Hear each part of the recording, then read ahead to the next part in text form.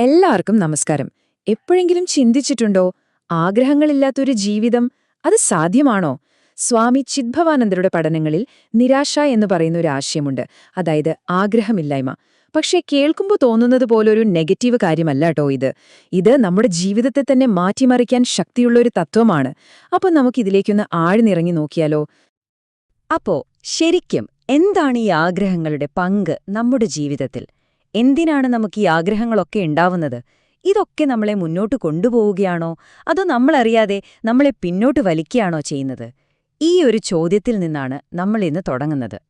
നമ്മുടെ ഈ ഒരു ചിന്തയ്ക്ക് ആധാരമാക്കുന്നത് സ്വാമി ചിദ്ഭവാനന്ദരുടെ ദിനധ്യാനം എന്ന ഈ പുസ്തകമാണ്.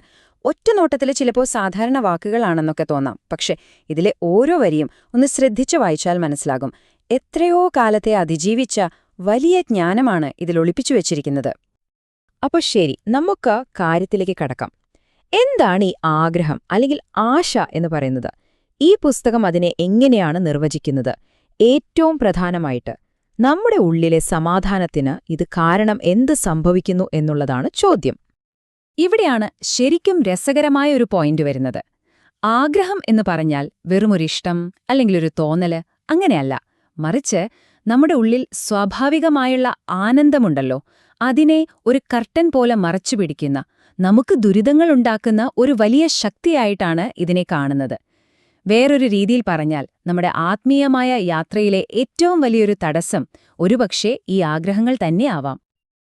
അതായത് ഈ ആഗ്രഹങ്ങൾ നമ്മുടെ ജീവിതത്തില് 4 വലിയ ഭാരങ്ങളാണ് ഉണ്ടാക്കുന്നതെന്ന് ഈ ഗ്രന്ഥം പറയുന്നുണ്ട്. എന്തൊക്കെയാണ് ആ 4 കാര്യങ്ങളെന്ന് നമുക്കൊന്ന് നോക്കാം. ഒന്നാമത്തെ കാര്യം ഇതാണ്: ആഗ്രഹം നമ്മളെ ഈ ജനന-മരണ ചക്രത്തിൽ നിന്ന് പുറത്തു കടക്കാൻ സമ്മതിക്കില്ല. ഓരോ ആഗ്രഹവും പുതിയ പുതിയ കർമ്മങ്ങളിലേക്ക് നമ്മളെ നയിക്കും. അതിന്റെ ഫലമായി നമ്മൾ ഈ ലോകത്ത് തന്നെ വീണ്ടും വീണ്ടും കുടുങ്ങിക്കിടക്കും. രണ്ടാമത്തേത് വളരെ സിമ്പിളാണ്, പക്ഷേ അത്രത്തോളം തന്നെ ശക്തമായ ഒരു കാര്യമാണ്. നമ്മുടെ ജീവിതത്തിലെ ദുരിതങ്ങളുടെയെല്ലാം യഥാർത്ഥ കാരണം ഈ ആഗ്രഹങ്ങളാണ്. ഒന്നാലോചിച്ചു നോക്കൂ, ഒരാഗ്രഹം നടന്നില്ലെങ്കിൽ നമുക്ക് നിരാശ വരും. ഇനിയിപ്പോൾ നടന്നാലോ, അതിനോടൊരു ആസക്തി വരും, കൂടുതൽ വേണമെന്ന് തോന്നലുണ്ടാകും. രണ്ടും അവസാനം ദുരിതത്തിലേക്കാണ് നമ്മളെ കൊണ്ടുപോകുന്നത്. മൂന്നാമത്തെ ഭാരം എന്താണെന്ന് വെച്ചാൽ, ആഗ്രഹം നമ്മുടെ മനസ്സമാധാനം മൊത്തത്തിലില്ലാതാക്കും. അല്ലേ? ആഗ്രഹങ്ങൾ മനസ്സിലുള്ളിടത്തോളം കാലം എവിടെയാണ് സമാധാനം? മനസ്സെപ്പോഴും അസ്വസ്ഥമായിരിക്കും. ഒരു പൂർണ്ണമായ ശാന്തത കിട്ടുകയില്ല. ഇനി നാലാമത്തെ കാര്യം: നമ്മുടെ ഉള്ളിൽ തന്നെ ഒരു ആനന്ദത്തിന്റെ ഉറവയുണ്ട്. പക്ഷേ ഈ ആഗ്രഹങ്ങൾ ഒരു മറ പോലെ അല്ലെങ്കിൽ ഒരുപാട് ശബ്ദകോലാഹലങ്ങൾ പോലെ വന്നിട്ട് ആ ആനന്ദത്തെ നമ്മളിൽ നിന്നും മറിച്ചുപിടിക്കും. ആഗ്രഹങ്ങളുടെ ഈ ബഹളത്തിനിടയിൽ നമ്മുടെ ഉള്ളിലെ ആ നിശബ്ദമായ സന്തോഷം നമ്മൾ അറിയാതെ പോകും. അപ്പോൾ പ്രശ്നം ഏകദേശം വ്യക്തമായല്ലോ. ഇനി സ്വാഭാവികമായും അടുത്ത ചോദ്യം: എന്താണിതിനൊരു പരിഹാരം? ഈ ഗ്രന്ഥം മുന്നോട്ട് വെക്കുന്ന പരിഹാരം നിരാശയാണ്. അതായത് ആഗ്രഹങ്ങളെ ഇല്ലാതാക്കുക എന്ന അവസ്ഥ. പക്ഷെ ഒരു കാര്യം ശ്രദ്ധിക്കണം.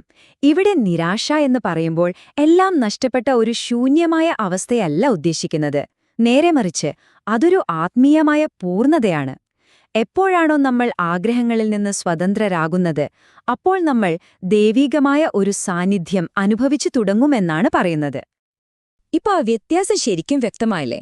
ആഗ്രഹം നമ്മളെ ദുരിതത്തിലേക്കും ഈ ലോകത്തിലേക്കും കൂടുതൽ കൂടുതൽ ബന്ധിക്കുമ്പോൾ, നിരാശയോ അത് നമ്മളെ ഈശ്വരനിലേക്കും യഥാർത്ഥ സമാധാനത്തിലേക്കും അടുപ്പിക്കുന്നു. ഒന്ന് കെട്ടുകളാണ്, മറ്റേത് ആ കെട്ടുകളിൽ നിന്നുള്ള മോചനവും. ഈ ഒരു ആശയത്തെ വളരെ മനോഹരമായി ഒരു കവിതയിലൂടെ അവതരിപ്പിച്ചിട്ടുണ്ട് തായുമാനവർ എന്ന മഹാനായ കവി. അദ്ദേഹത്തിന്റെ ഒരൊറ്റ രൂപകം കേട്ടാൽ മതി ഈ ആഗ്രഹത്തിന്റെ യഥാർത്ഥ സ്വഭാവം എന്താണെന്ന് നമുക്ക് മനസ്സിലാവും. ഇതാണ് ആ കവിതയിലെ ഭാഗം. നോക്കൂ, ആഗ്രഹത്തിന്റെ ഒരു വല്ലാത്ത ശക്തിയും അതേസമയം ഒരു സൗന്ദര്യവും ഇതിൽ കാണാൻ പറ്റും. എനിക്ക് തോന്നുന്നില്ല ഇതിലും ഭംഗിയായിട്ട് ആഗ്രഹത്തെപ്പറ്റി വർണ്ണിക്കാൻ പറ്റുമെന്ന്. കവിത തുടങ്ങുന്നത് തന്നെ ഈ ഒരു വാക്കിലാണ്: ആഗ്രഹമാകുന്ന പെരുങ്കാറ്റ്. ആലോചിച്ചു നോക്കൂ ആ പ്രയോഗത്തിന്റെ ഒരു ശക്തി. വെറുമൊരു കാറ്റല്ല, ഒരു പെരുങ്കാറ്റ്, ഒരു കൊടുങ്കാറ്റ്.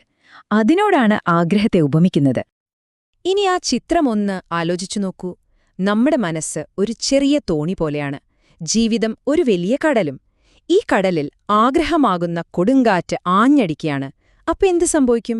ആ തോണി ആടിയുലയും, അല്ലേ? അങ്ങനെ ആടിയുലയുന്ന ഒരു തോണിക്ക് എങ്ങനെയാണ് സമാധാനത്തിന്റെ അല്ലെങ്കിൽ കൃപയുടെ ഒരു തീരത്ത് ചെന്നെത്താൻ പറ്റുക? സാധിക്കില്ല. അപ്പോ ഈ കൊടുങ്കാറ്റിൽ നിന്ന് എങ്ങനെ രക്ഷപ്പെടും? അതാണ് അടുത്ത ചോദ്യം. ഇവിടെയാണ് നമ്മുടെ ഉള്ളിലെ അവസ്ഥയും ദൈവികതയും തമ്മിലുള്ള ഒരു കണക്ഷൻ വരുന്നത്. ആ കവിതയുടെ അവസാനം ഒരു ചോദ്യമാണ്, ഒരു ഉത്തരം കൂടിയാണത്. ആഗ്രഹമില്ലായ്മ ഇല്ലെങ്കിൽ ദൈവമുണ്ടോ എന്ന്. അതായത്, ആഗ്രഹങ്ങളെ ജയിക്കാതെ ഈശ്വരനെ കണ്ടെത്താൻ സാധിക്കുമോ? ആഗ്രഹമില്ലായ്മ തന്നെയാണ് ഈശ്വരനിലേക്കുള്ള യഥാർത്ഥ വഴി എന്ന ആഴത്തിലുള്ളൊരു സത്യമാണ് ആ ഒറ്റ ചോദ്യത്തിലൂടെ കവി നമ്മളോട് പറയുന്നത്. അപ്പൊ നമ്മള് അവസാനിപ്പിക്കുമ്പോൾ യഥാർത്ഥ ചോദ്യം ഇതാണ്: ഒരു ദൈവീകമായ അവസ്ഥയിലേക്ക് എത്താൻ നമ്മൾ നമ്മുടെ ആഗ്രഹങ്ങളെ പൂർണ്ണമായിട്ടും ഇല്ലാതാക്കണോ, അതോ ഈ ആഗ്രഹങ്ങളെ തന്നെ ശരിയായ ഒരു വഴിക്ക് തിരിച്ചുവിടുകയാണോ വേണ്ടത്? ഏതാണ് യഥാർത്ഥ ആത്മീയത? ഈ ഒരു ചോദ്യം നിങ്ങൾക്കും സ്വയം ചോദിക്കാനായി വിട്ടുതരുന്നു. നന്ദി.